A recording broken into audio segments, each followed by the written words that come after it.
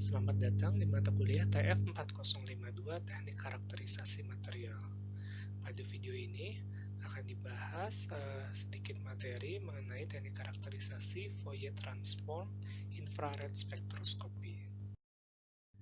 Seperti halnya teknik spektroskopi yang lainnya, infrared spektroskopi adalah suatu teknik yang dapat diterapkan untuk mendapatkan informasi dari suatu material.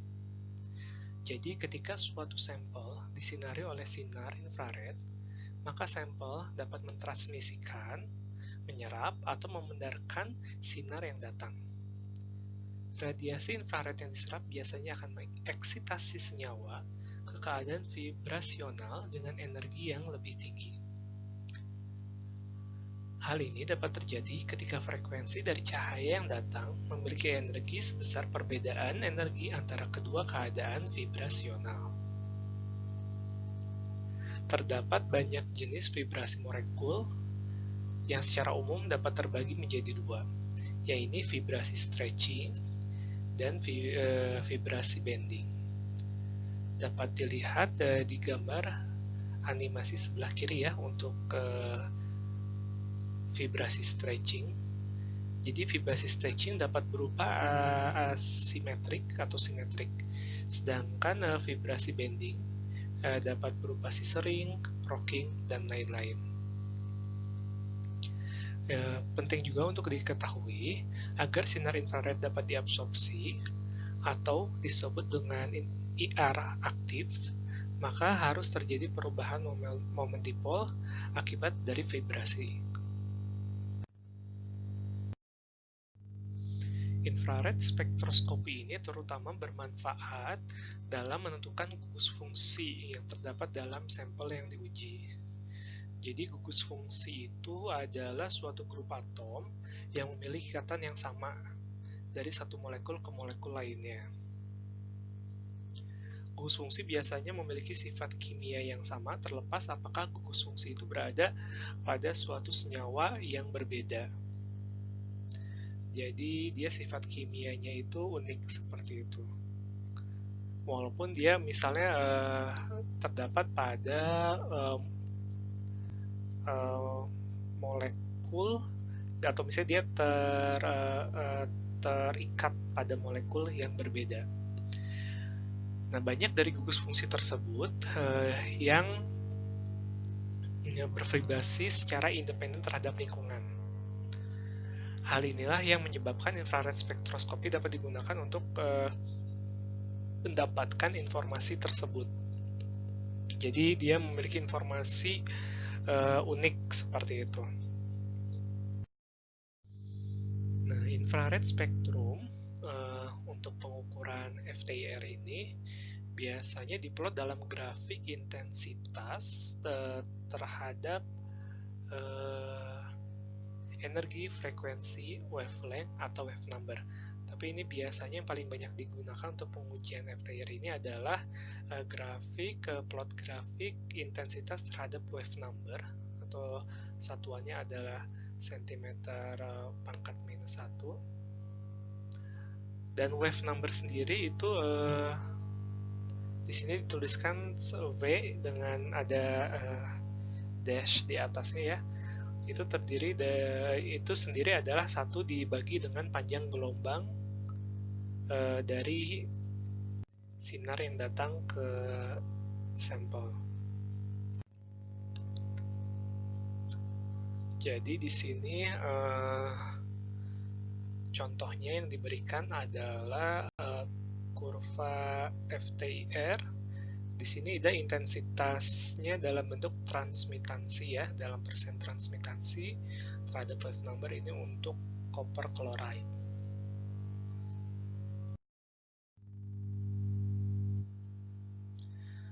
Nah, jadi di sini karakterisasi menggunakan infrared spektroskopi biasanya menggunakan rentang panjang gelombang 2,5 sampai 25 mikron meter. Atau jika diterjemahkan dalam wave number yaitu 4000 sampai 400 cm-1. Nah, maupun jadi sebenarnya panjang gelombang IR itu sendiri dia lebih rentangnya lebih lebar ya. Dia bisa sampai 0,78 dan 1000 mikrometer. Namun memang yang biasa digunakan itu adalah yang 4000 sampai 400 wave numbernya. Karena ini di rentang inilah yang dia mengandung informasi yang banyak seperti itu. Nah, intensitas tadi juga dia dapat diekspresikan dalam bentuk persen transmitansi ataupun absorbansi ya. Biasanya kan suka ada dua, yaitu persen transmitasi ataupun absorbansi. Nah, lalu itu tadi ya, gugus fungsi itu karena dia bisa dibilang cukup independen terhadap lingkungan, sehingga gugus fungsi itu dapat secara konsisten menghasilkan pita absorpsi dari yang sama, sehingga dia dapat menjadi informasi unik gitu untuk pengujian kualitatif, misalnya untuk menentukan apakah ada gugus fungsi tersebut di sampel yang kita miliki misalnya. Lalu selanjutnya di sini ada Hooke's Law yang memberikan semacam gambaran juga ya mengenai perilaku vibrasinya, frekuensi vibrasi berdasarkan yang dapat dipengaruhi oleh beberapa hal. Jadi di Hooke's Law ini dapat dilihat bahwa frekuensi vibrasi itu akan lebih tinggi jika orde ikatan itu lebih tinggi. Jadi orde ikatan itu dia single bond, double bond, apa triple bond. Jadi yang triple bond dia memiliki vibrasi yang lebih tinggi dibandingkan double bond. Kemudian yang double bond memiliki frekuensi vibrasi yang lebih tinggi dari single bond. Lalu massa atom yang lebih ringan membuat frekuensi vibrasi lebih tinggi. Jadi untuk atom dengan nomor atom yang lebih besar, maka massanya akan lebih besar juga, sehingga frekuensi vibrasi akan lebih rendah. Lalu biasanya frekuensi stretching vibration itu akan lebih tinggi dibandingkan frekuensi bending vibration. Jadi di sini sebenarnya ini menentukan bahwa walaupun itu juga yang menyebabkan misalnya membuat vibrasi itu menjadi informasi unik untuk menentukan misalnya gugus fungsi seperti itu. Ini selanjutnya adalah skematik instrumentasi alat ukurnya ya. Di sini untuk tipe yang dispersif infrared spektroskopi. Jadi sebenarnya pada awal perkembangannya skematik alat ukur infrared spektroskopi ini dimulai dengan tipe ini, yang dispersif infrared spektroskopi. Jadi pada dispersif infrared spektroskopi terdapat sinar infrared yang kemudian dibagi ke dalam dua lintasan. Seperti jadi dari sumber, kemudian mereka melalui dua lintasan yang berbeda ya. Itu karena ada kaca seperti itu, ada mirror yang dilibatkan itu M1 M2 yang membuat terdapat dua lintasan seperti itu. Nah, salah satu lintasan akan melewati sampel, sedangkan lintasan yang lain tidak akan melewati sampel dan berfungsi sebagai cahaya referensi. Jadi tentunya yang tidak melewati sampel dia intensitasnya 100% intensitas cahaya datangnya. Sedangkan yang melewati sampel dapat terjadi penyerapan sehingga intensitasnya akan lebih berkurang. Lalu setelah itu cahaya akan melalui sampling area dan akan melewati chopper yang berfungsi untuk bergantian melewatkan cahaya yang melewati sampel dan melewati dan tidak melewati sampel yang melintasi lintasan referensi. Nah, lalu setelah melalui chopper, maka berkas sinar akan memasuki monokromator. Monokromator itu tentunya seperti yang pernah kalian pelajari adalah untuk memilah panjang gelombang, di mana nanti panjang gelombang tersebut yang akan ditangkap pada akhirnya oleh detektor.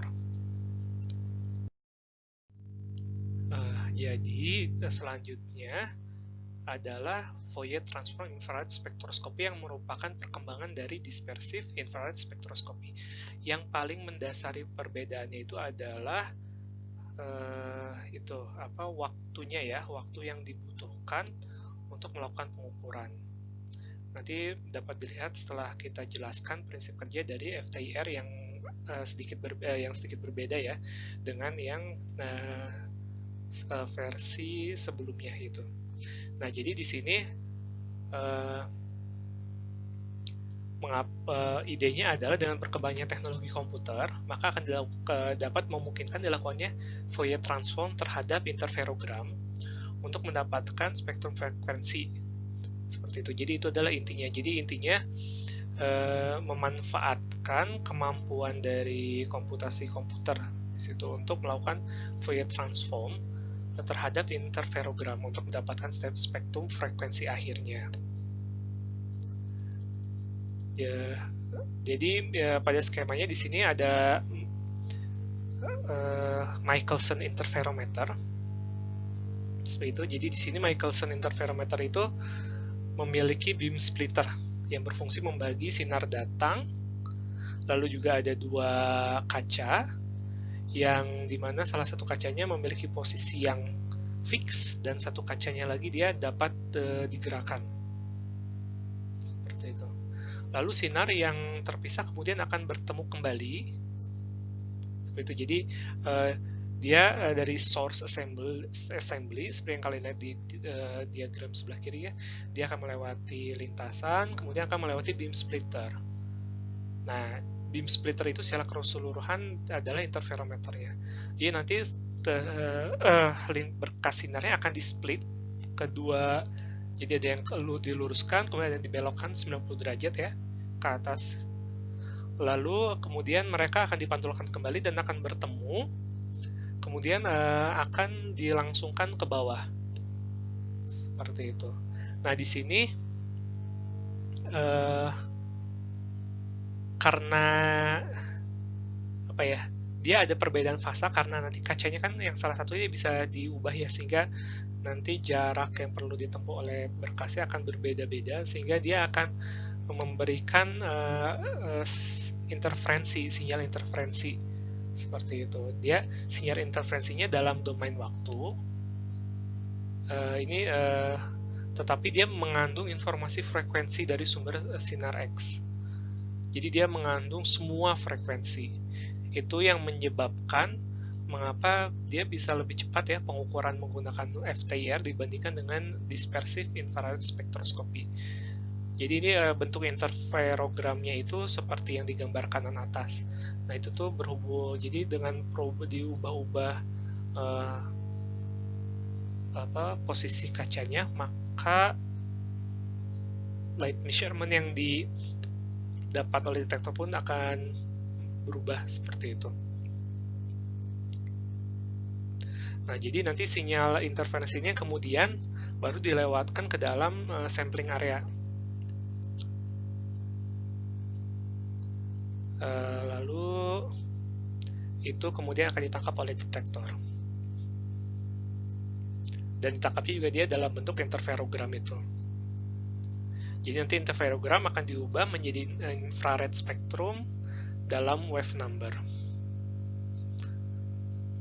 Jadi hasil akhirnya adalah yang plot persen transmitansi terhadap wave number di sebelah kiri bawah, di sebelah kanan bawah. Berikutnya saya akan membahas mengenai preparasi sampel untuk uji FTIR. Jadi sebenarnya sampel uji FTIR itu dia dapat berupa padat, cair, ataupun gas, tetapi biasanya yang banyak digunakan adalah yang padatan. Itu karena mungkin preparasinya agak lebih rumit ya untuk yang gas dan yang cairan. Jadi biasanya itu dia dalam bentuk padatan itu dalam bentuk pelet.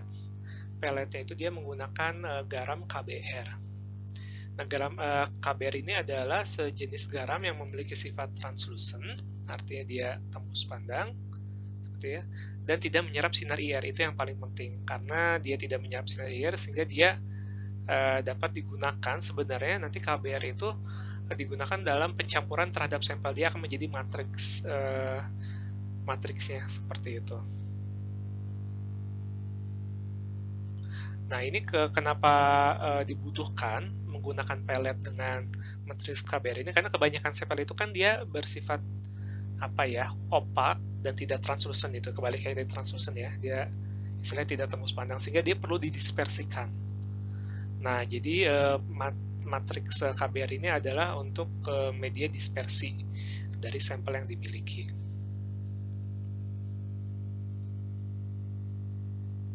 Selanjutnya,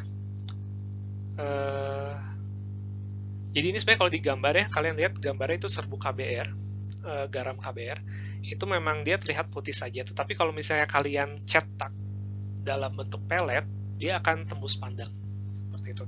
Tapi itu tergantung juga, itu nanti akan menjadi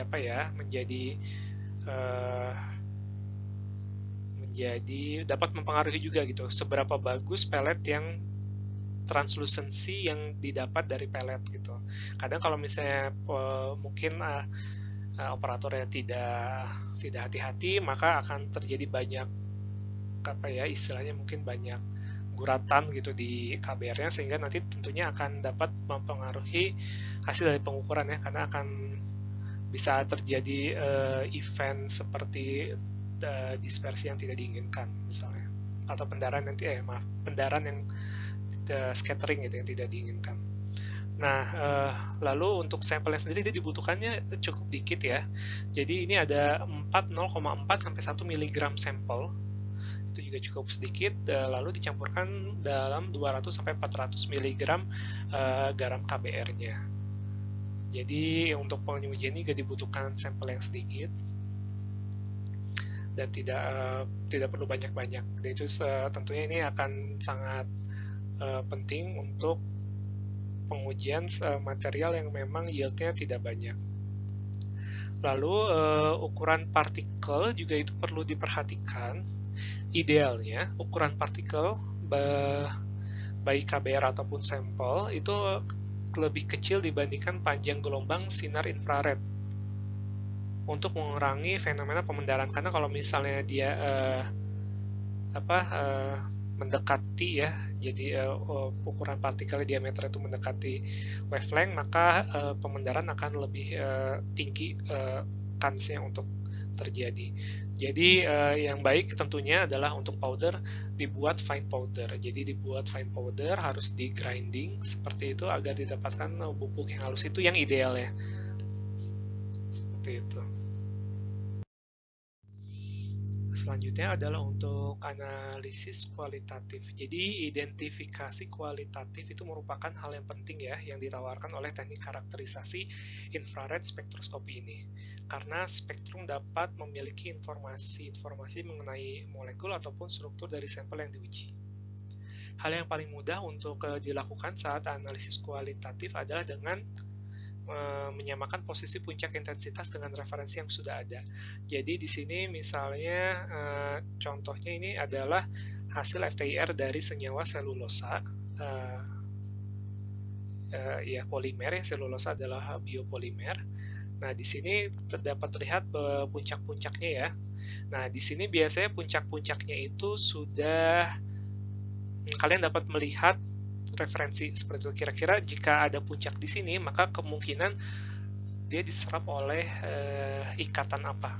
Seperti itu, apakah ikatan CO, ikatan CC, ikatan CH, seperti itu, atau misalnya diserap oleh gugus fungsi apa? Seperti itu, apakah dia karboksilat ataupun hidroksil dan lain-lain.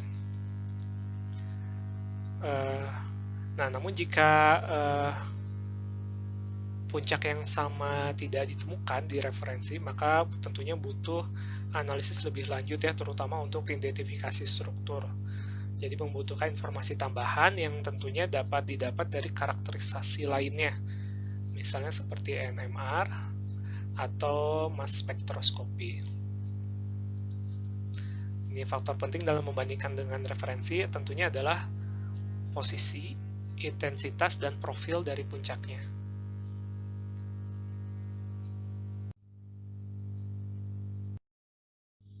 Jadi seperti halnya analisis kuantitatif dengan UV spektroskopi, FTIR spektroskopi juga dapat digunakan untuk menentukan konsentrasi suatu senyawa.